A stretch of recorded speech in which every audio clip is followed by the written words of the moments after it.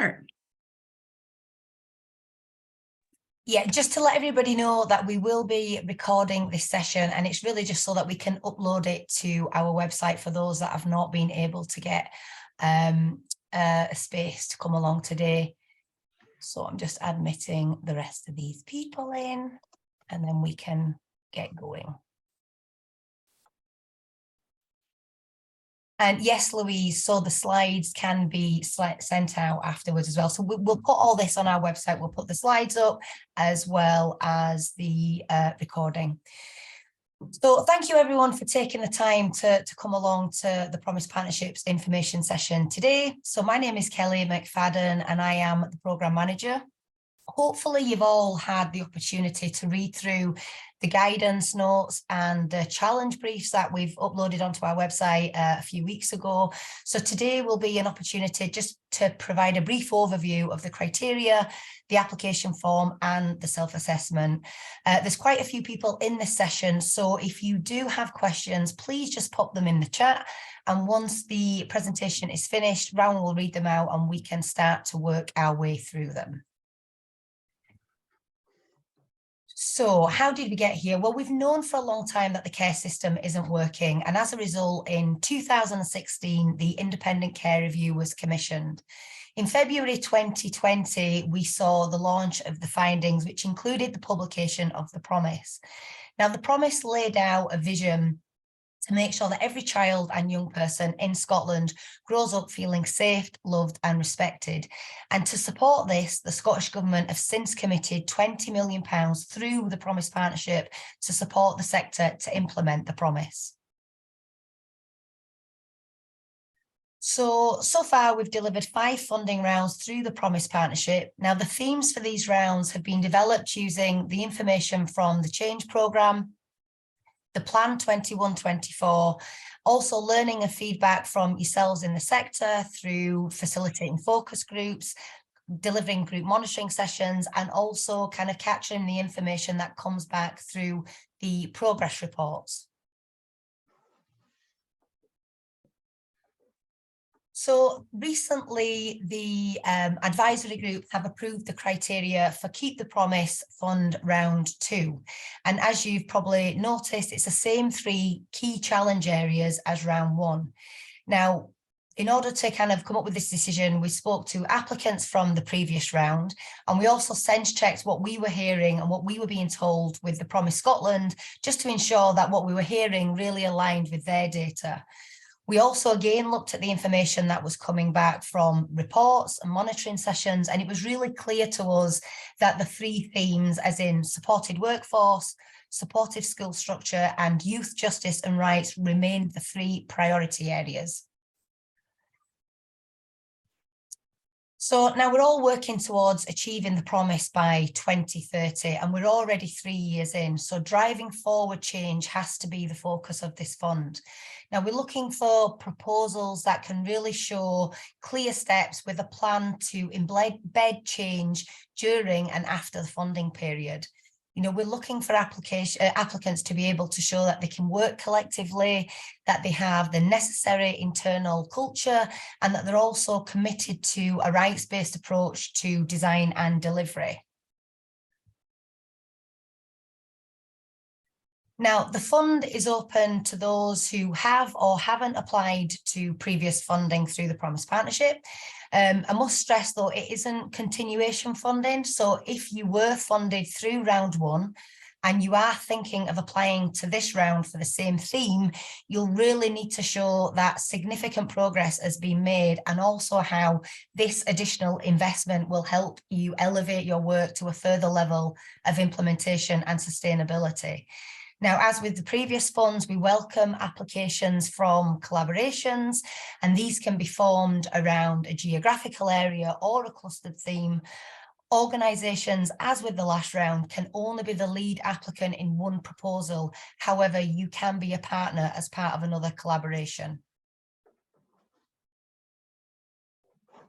So we're 3 years into a 10-year plan to realise the promise, and to make progress, we know that we need to do things differently, which is the sheer focus of this fund. So it isn't suitable for those who are looking for investment to start exploring the promise. It's really for those who have already done implementation and already done exploration. So it's for those who are at a place that they know what needs to happen, they know what needs to change, but they need that investment to take it through to the next stage. So it's not about supporting service delivery, it's about implementing systems change. It's also not about duplicating research. You know, there's plenty of evidence and research out there already highlighting what needs to change.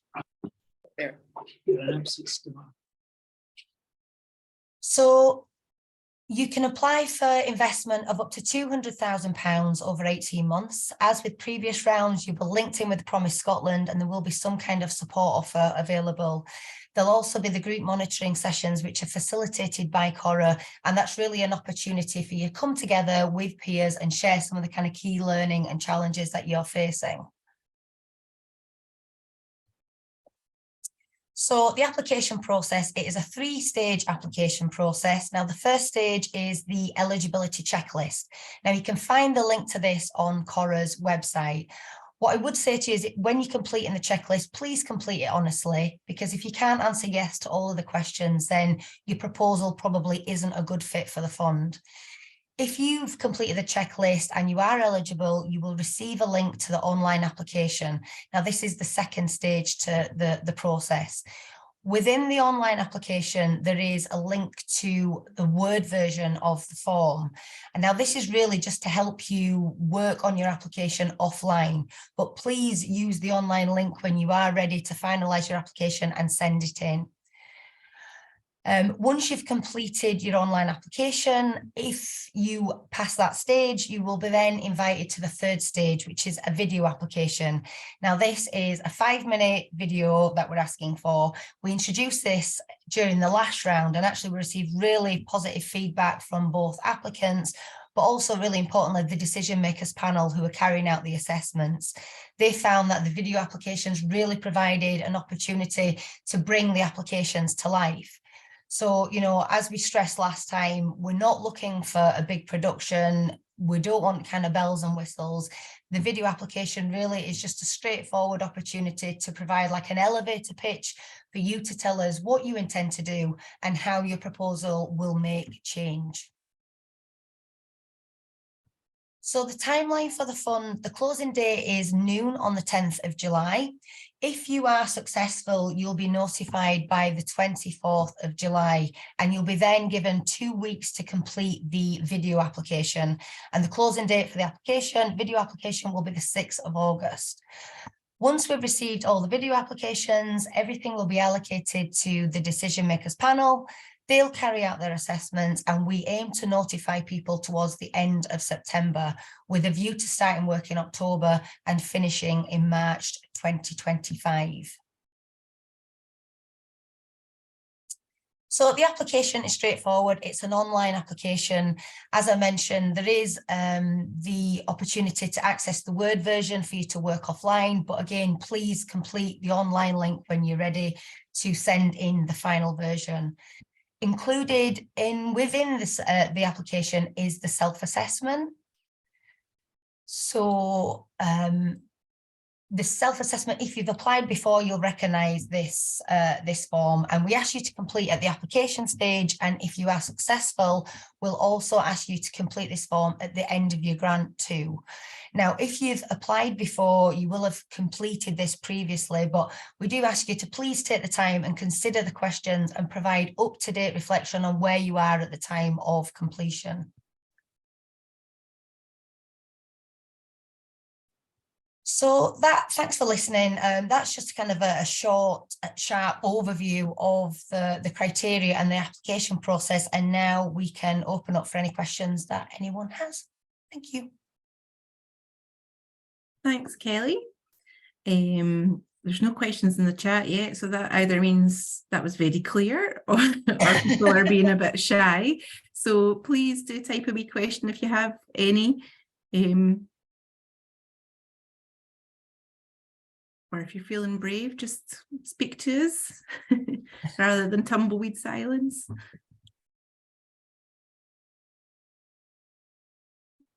Okay, there's one from Gareth. Thanks, Gareth. Is it one application per organisation per fund?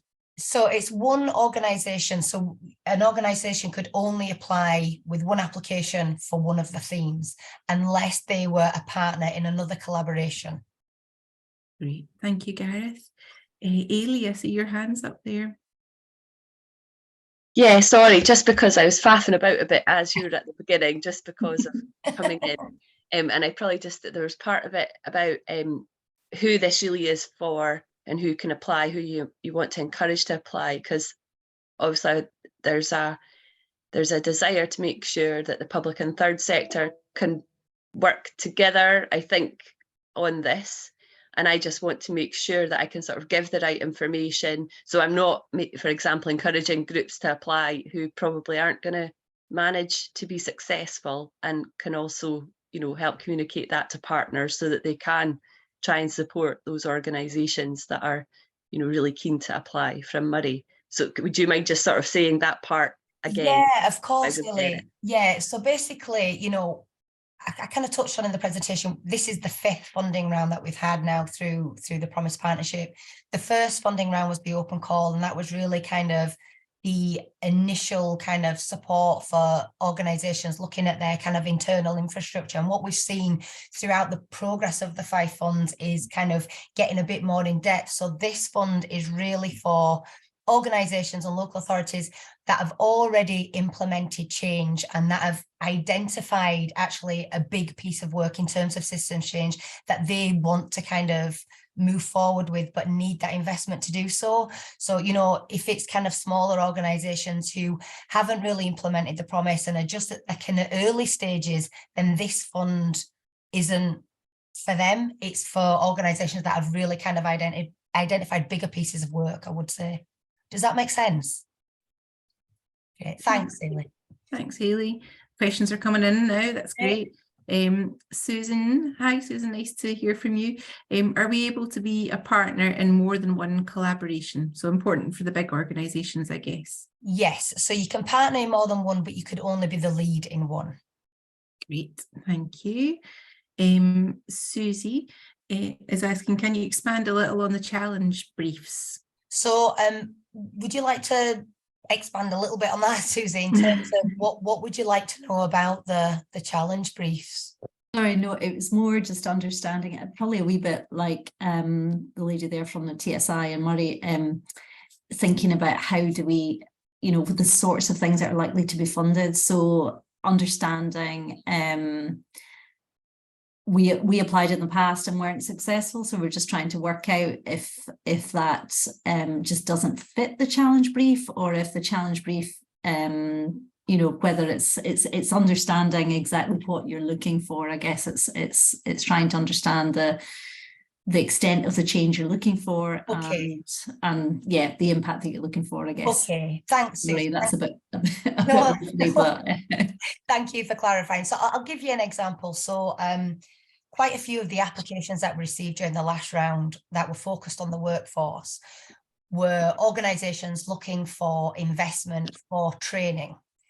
And the majority, in fact, if that's the purpose, the sheer purpose of the proposal, they weren't successful because it's not really what we were looking for. I'll give you an example of, you know, obviously I can't kind of, you know, tell you what needs to happen and what needs to change, but one of the things we've seen throughout the kind of 5 funds in terms of the I think there's a lot of, everybody is doing this from the beginning, nobody knows. Oh, don't know what happened there. Okay, is Susie still there? I'll carry on with my example. Yes, yeah, I'm still here. Oh, great. Thanks, Susie. So in terms of the workforce, what we saw was people applying for investment to support them with training. And that really wasn't kind of what we were looking for with this fund. So, for example, you know, one of the things we've seen over the past few years is the challenges, particularly with local authorities, that they have in terms of, you know, their start date. So there's been lots of delays in starting their work, and sometimes those delays have been because they haven't been able to get a job description approved or the salary banding approved, and that's resulted in some cases in a 12-month delay or even longer. So in terms of workforce, you know, we're looking for applications that are kind of going to address those things, that are really going to tackle the delays in starting work. And, you know, and kind of help progressing things. I don't know if that makes sense, just as kind of one example, but yeah, it's that kind of bigger picture stuff that we're looking for. Yeah, that really helps. Thanks very much. You're welcome. Thanks, Susie. Thanks, Susie. A similar one from Louise. If you've applied before and were unsuccessful, can you apply again for the same thing? Yes, I suppose what I would say to you is it maybe depends what your feedback was before. And, you know, obviously, you know, we're a really small team and it's quite an oversubscribed fund, so we don't really have the capacity to kind of spend time and speak to everyone about their application. But if you are in that situation and you have applied before and you're not sure from the feedback whether, you know, it would be kind of a good fit for this fund, then please just drop us an email and we'll get back to you to, you know, to give you that guidance. The last thing we want people to do is be, you know, taking the time to apply if it really isn't a good fit. So yeah, please just get in touch. I mean, the thing is, a lot of applications last time weren't successful because we just didn't have the cash, to put it crudely. So it might well be, depending on your feedback, that you are eligible to reapply this round. Ailsa is asking if there will be 2 rounds again with a video required for the second stage. So another fund after. I'm not sure what Ailsa means, whether it's just as a kind of 2-stage application for this fund, Ailsa. Yes, so as with the last round, it's the written application, and then you'll find out by the 24th of July whether that's been successful, and if it has, you'll then progress to the 3rd stage. So you'll have a 2-week window from the 24th of July to provide your 5-minute video clip.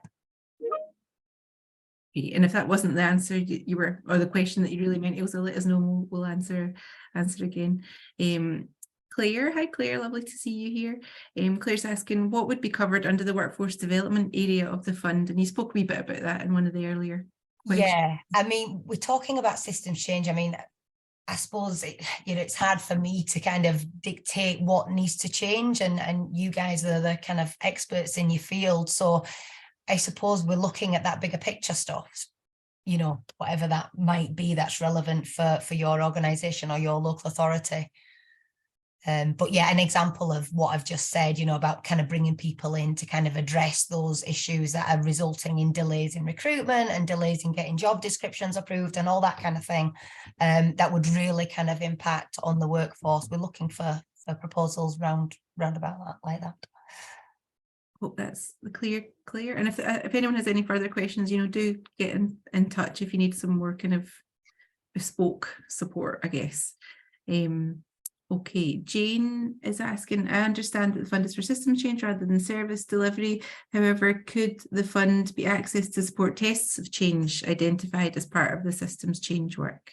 So what we would say that the round 1 was really kind of looking at tests of change and that explorative stuff. I suppose the difference with this fund is we're really kind of wanting to start seeing the change and embedding it. What I would say is if you are coming forward with a view to include some kind of tests of change or trials, you'd really need to be clear that these haven't been done anywhere before, and that actually the tests of change are really essential to kind of you achieving the change that you're aiming to achieve in the application, if that makes sense. Thank you. Donna is asking, can the Child Protection Committee submit a collaborative bid between the local authority and third sector partners? Yes. Great. And Janet, hi.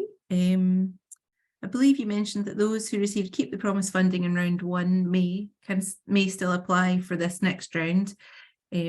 And Janet's asking, can you confirm that this is not continuation for current projects, but an opportunity to identify a big piece of systems change? Could it be possible to base our proposal on our current project and the evidence we have found that larger systems changed and development is required? Yes. So it isn't continuation funding. However, if you are coming forward for investment related to the same theme, as long as you can evidence that actually this additional investment is going to kind of propel your work to the next stage. That's what we'd be looking for. Great. And Sarah, I see you've asked a very similar one, so I hope that answers your question too. Amber's asking, does an organisation need to be an education provider to apply for funding under the Supportive School Structure Brief? No, they don't. No, there we go. And Linda, I see your hand is up as well. You've been very patient. Hi, I just thought it would be easier to ask this question trying to type it out, because I'm still trying to articulate it in my head. So please bear with me. It's more about, I think, the technicalities of the application, because just thinking through either the supported workforce one or the school structure one, if you were hoping to partner with individual schools or local authority education providers, that the timeline is over the summer holidays. So I'm just thinking in terms of being able to collaborate on the application form or the video. Would there be any guidance that you would give? I'm thinking for the decision-making panel, if they would want to see evidence of, you know, true collaboration and completing the forms or doing the videos.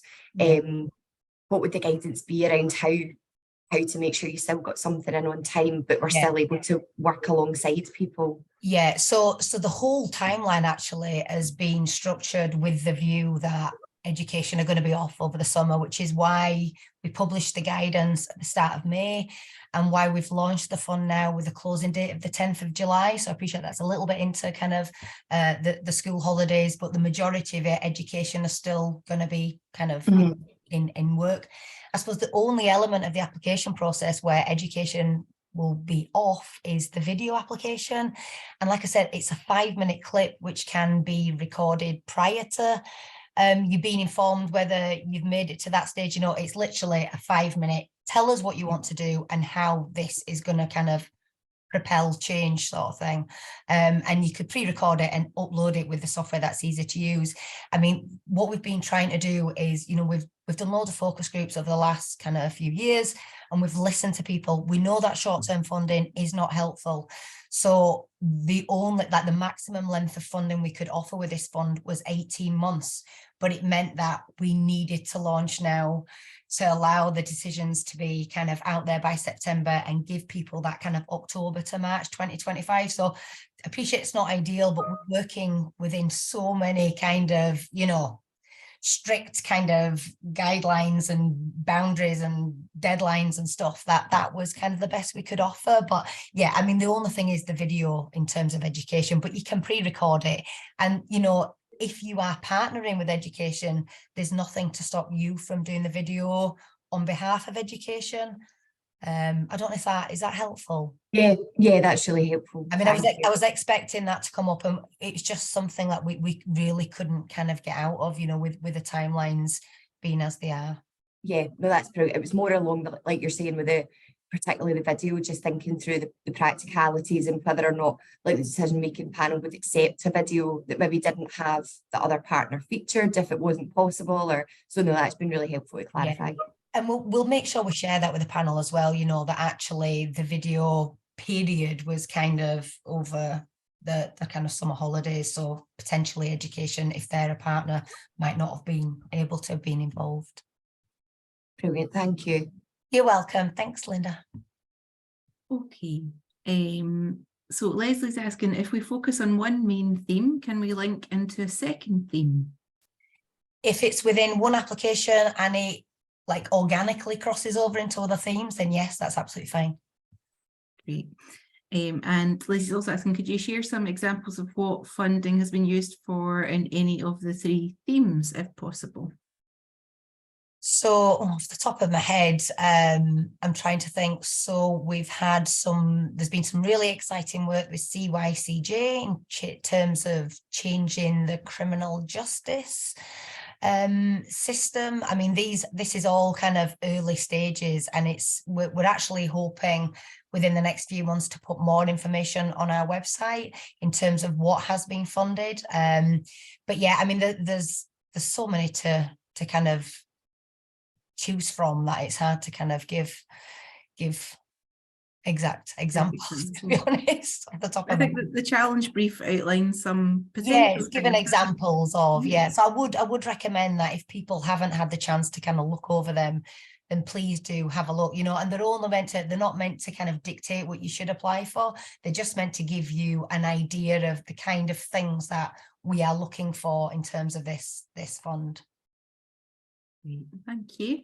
And Ben is asking, just for a bit of clarity, so although not continuation funding, we are welcoming applications from organisations where you've previously funded a test of change and where they need to capacity to scale the successful test of change. Yeah, so you could apply for funding to scale it up, but we're also looking for, you know, we recognise this is short pots of funding, hence why it's not about service delivery, it's systems change. So what we'd be looking for is within your application, a clear plan of how you are going to embed and sustain this beyond this 18-month fund. So, you know, if you're looking for this investment, but actually you're able to show there's a kind of sustainability plan, then that would be something that would be really important to show. Great, thank you. And I see Maurice's hand is up there. Hi, Maurice.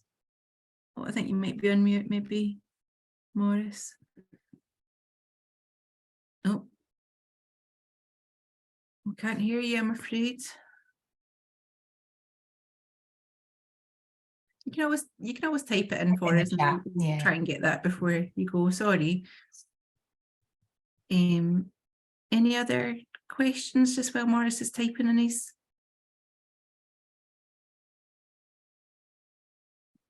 No. Oh, Susan's got another one. There we go. Are we able to discuss an idea with the Cora team prior to applications to get a steer on terms of fit? That's been really helpful in the past. Thanks, Susan.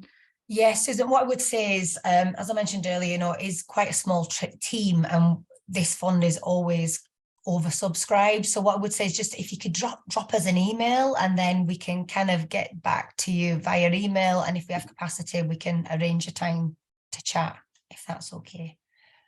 Thanks. And Caroline is looking for another bit of clarity there. I think everyone's just wanting to make sure everything's clear in their head. So just checking. So previous funded projects cannot apply to deliver services based on what has come from their research. No, because this is not service delivery. So this fund is about that kind of wider picture systems change. Great, hope that's helped, Caroline. And Claire, would the fund support organisations working with mothers who've had their children removed? So not directly with children and young people, but indirectly with women? Potentially, if the proposal was a good fit, yeah. So it's for children, young people and families kind of within the care system. Great, thank you.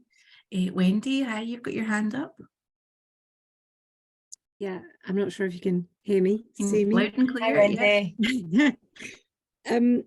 We're in quite a different space at Covey. We have had promise funding in the two first, for the open call and the good childhood, and that's been fantastic for developing our networks, our partnerships, tests of change, embedding the promise internally and sort of reaching out where we can. We are just not at this stage. I mean, the current funding cuts we're experiencing from national or local government level through no fault of the partners, just because of the squeeze of the cost of living crisis, is impacting on our ability to deliver what we're currently delivering, our capacity and our general sustainability. So as a small third sector, wanting to work the partnership, I think it's really just a comment, you know, that to pass back to yourselves and to the promise. I'm very aware that the requirements of what you're telling us today, you know, we may just not be in the right place at the right time. We want to continue to deliver the promise and work closely with partners to bring about systems change. With that big long chat, do you know what's in the pipeline in terms of organizations like ourselves that are working hard to deliver the promise within the current pressured system, where we might not be able to make massive big changes, but we can still make an impact? Are there other rounds coming along that might be a better fit for our work and our smaller patch, if you see what I'm trying to get at? Yeah, I totally understand that, Wendy, and was expecting that question as well. I suppose in terms of the Promise Partnership, this potentially could be the last funding round. You know, as you know, Cora are delivering the tender on behalf of Scottish Government, and that kind of, you know, is up until kind of the end of financial year, kind of March 2025. So in terms of what comes after this, I don't have an answer in terms of the Promise Partnership and whether that's going to be an opportunity for you to kind of access other funding. You know, obviously, as soon as we know if there is any kind of change on that and any developments, then, you know, we'll kind of keep people in the loop, and especially if people are on us mailing lists, we try and inform people that way. But at the moment, I'm afraid we don't know what Promise Partnership holds beyond this fund. Sorry. No, it's fine, and I won't go on too long, but the irony is that, you know, we are having to scale back, and there's an impact on all our families and young people, and some of them are, you know, care experienced, and we're doing absolutely everything to work closely with partners to transition families and to make sure that if they finish to COVID that they've got other options. But that's the reality that we're working in. It almost feels like backward steps at the moment from all the fantastic work that's been developed with your support and in collaboration with other partners. So slightly stressed and frustrated at the moment with where we're at and where we'd like to be, but we'll still keep talking to partners and see if we can move forward on this. Thanks for listening, everyone. Thanks, Thanks, Wendy. Wendy. I think it's difficult for everyone at the moment, isn't it? So I appreciate your candor, Wendy. Thank you. Back to the questions, and you got a wee round of applause there, Wendy, on the chat there, people agreeing with your points. Sarah is asking, can the fund be used to retarget existing frontline delivery based on evidence and learning? So can you expand on that? I'm not sure. Retarget existing frontline delivery. I'm not sure. Yeah, sorry. So it's just looking at some of the learning from the phase 1 and looking at upscaling that and delivering that organisational wide. So we're not actually recruiting. It's not about recruiting for frontline service, but we're using the workforce development to scale up our workforce to be able to deliver to children and families based on what we've learned. Does that make sense? So are you talking about training the workforce, or? It's a bit about training. It's a bit about peer mentoring, peer supervision. Really making sure our existing organisation is really rights-based and applying rights-based approaches to decision making for children at risk. Yeah. Yeah. I'm not sure. I suppose it depends. It's hard to just hearing that whether. I mean, it might be an idea for you to kind of drop us an email with a bit more detail. Yeah. Okay, I think I'm still formulating as I'm going as well. So yeah, I'll drop that. That would be helpful. Thanks, Sarah. No worries. Thank you. Pamela is asking, can a systems change proposal cut across all 3 themes, similar to HR example, given delays in approving posts? So I suppose that systems change is sometimes behind the scenes and will go across all of them. Yeah, definitely. Yeah. Great. Now, Morris, can I just ask,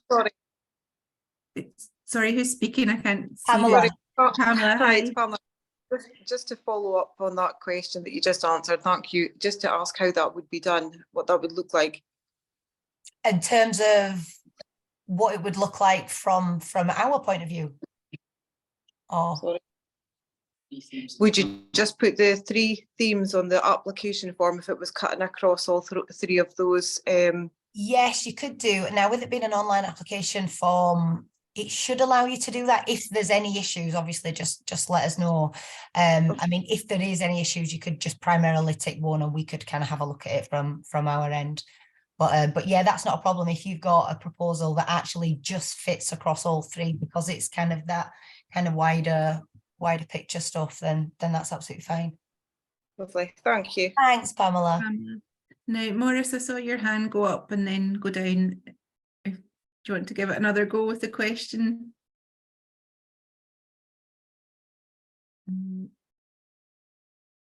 Maybe not. Okay, we'll take another one from the chat. And so in GY, sorry, I'm not sure you're. Can you hear me now? Yeah. Oh yes, there you are, Morris. Hello. Go for Hi, it. how you doing? Yes, sorry about this. It was user error. Can I just check something in terms of leads? So you said there can only be one lead. No, sorry, one lead organization. But what happens if, would that go down to, say, for example, if one came in from the education side and then one came in from the social work side? It just, I think it said, you said that there'd be one lead per the partner and more, you know, can be one application. So there can be one application. So you couldn't have, for example, Renfrewshire couldn't have an application for education and an application for supported workforce and an application for youth justice and rights. It'd have to be just one application for one of the themes, or as we just spoke to Pamela, Yeah. who's potentially got a proposal that organically fits across all three, then that potentially would be one, you know, if it was one application and it fit across all three, but it would just be one application. If you wanted to partner with someone else, you could be a partner but not the lead in that application, if that makes sense, Maurice. Yeah, thanks, Kelly. You're welcome. And glad we managed to hear you there, Maurice. Now, GY, I'm sorry, I don't know your full Sunday name, asking workforce. Sorry, it's Graham. I had a Hi, Graham. Hi. Zoom decided to update as I was coming into the meeting, so I have no idea what it's done. But yeah, it's Graham. Nice to meet you. Nice to see Hi, you. Hi, Graham. So you were asking about workforce, and it can be difficult to approach systems of change without some form of training. Are we able to clarify a wee bit more about what we mean by systems change? So yeah, that's a big question. So we have actually got a definition. Well, we've tried to pull together a definition on our frequently asked questions on the website with all the kind of eligibility stuff. But we're talking about system change. So something, your proposal is going to bring about lasting change that is looking at the root causes. So say, for example, if you are looking at something in relation to the workforce and a part of that is training, then that wouldn't necessarily rule that out. But what we saw last time was some of the proposals were actually, the bulk of the proposal was looking at investment for training, and that's not So really... just, and can you able to just give an example of, without obviously the detail, of a proposal where the bulk of it was training? Well, I wouldn't give like details of the organization, but say, for example, upskilling the workforce on a certain type of approach, for example, without, you know, I don't know whether it's family group decision making or whatever, you know, but coming forward with a proposal like that isn't really what we're looking for. It's wider than that, if that makes sense. No, that helps. So the main, in that example, the main thrust, you were like, this is just mainly about training rather than there's a bigger, right? Yes. Got you. No, that's really helpful. Yeah. So yeah, I mean, have a look at the challenge briefs. If you've got an idea in mind, but actually you're still trying to kind of work out whether you think it's a good fit, just drop us an email. Like I said to previous participants, you know, we will try and kind of get in touch with everybody and arrange a chat if we've got capacity to do so. Cheers, Graham. Thanks, Graham. Okay, Kirsten's asking, and apologising if it's already been asked, but Kirsten's asking about focusing on systems change rather than service delivery, and asking to expand on a wee bit more about what that means, which, you know, I think we've covered it a wee bit. So Kirsten, I'm hoping that that's answered some of your questions, but if not, let us know and we can, if there's anything you want to elaborate on a wee bit more on your question.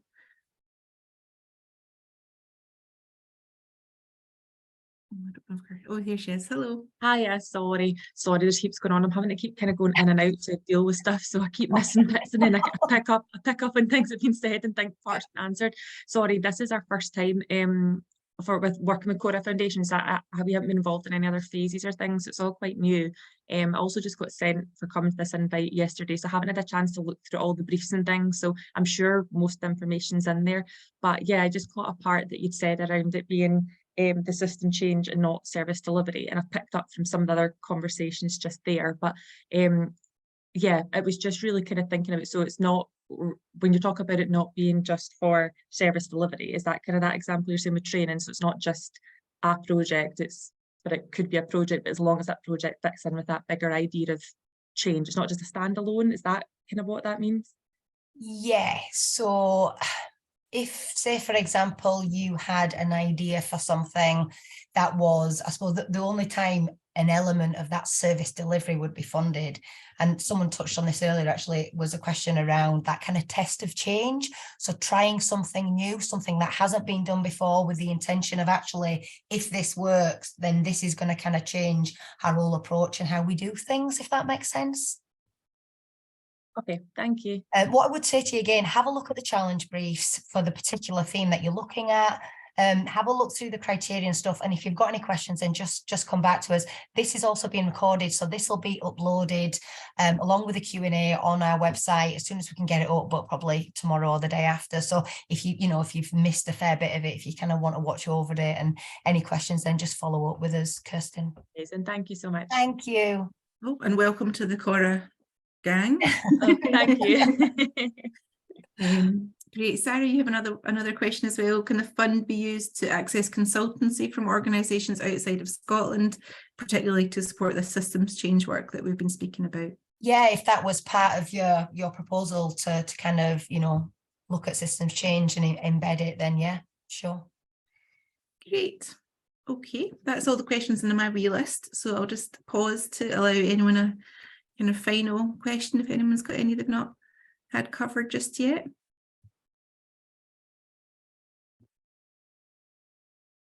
No, all quite content. So as Kelly said, if there's anything that comes up, please do drop the team a line and they'll endeavour to get back to you with a wee bit of advice or support if you need it. But hopefully things like the challenge brief and the guidance documents are really helpful for formulating your ideas and supporting you in the first sort of stages of applying.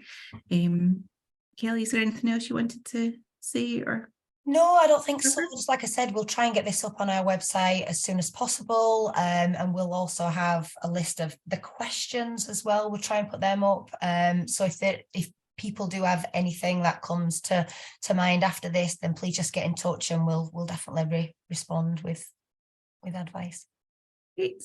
So thank you all so much for giving up an hour to come and listen to us and learn about the funds. Hope that's been really helpful. And enjoy the rest of your day. Thank you. And thanks for chairing, Rowan. No problem. Co-pilot. Cheers. Take care. See you all soon. Thank you. Bye.